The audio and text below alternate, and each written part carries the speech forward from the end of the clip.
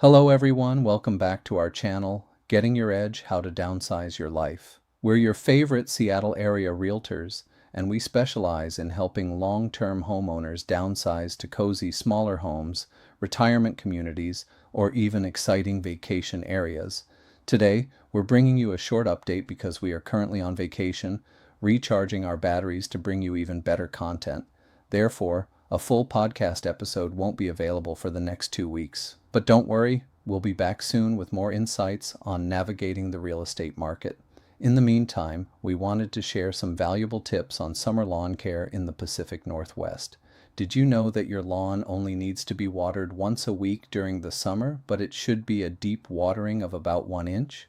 Watering daily promotes shallow root growth, lawn diseases, and removes the nutrients quicker. Alternatively, you might consider letting your lawn go dormant during the hot months. It reduces water usage and is a sustainable choice. Thanks for tuning into this quick update. We'll catch up with you in 2 weeks with a brand new episode. Until then, happy summer.